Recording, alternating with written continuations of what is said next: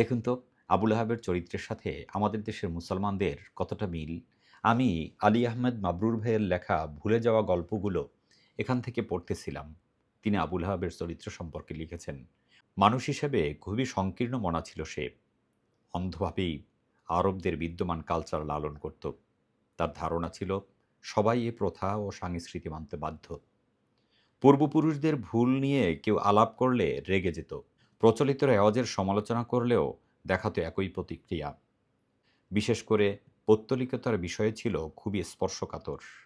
এ নিয়ে মন্তব্যকারীরা তাৎক্ষণিকভাবেই শত্রু হয়ে উঠত।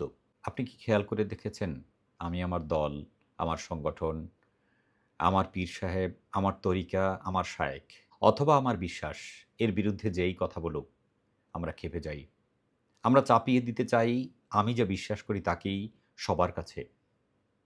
নাও তো হতে পারে।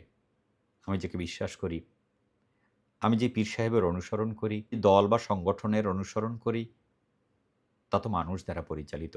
তাদের মধ্যে ভুল থাকতেই পারে। এ নিয়ে অন্য কেউ কথা বললে কেন আমি ক্ষেপে যাব? কেন আমার মতটাকেই অন্যজনাকে চাপিয়ে দেওয়ার চেষ্টা করব? এটাই তো আবুল আহাবের চরিত্র। আসুন, আমরা আবুল আহাবের চরিত্র থেকে বেরিয়ে আসার চেষ্টা করি। কোরআন এবং হাদিসের আলোকে দ্বীনের আমল করার চেষ্টা করি। আমিন। আসসালামু আলাইকুম ওয়া রাহমাতুল্লাহি ওয়া বারাকাতুহু।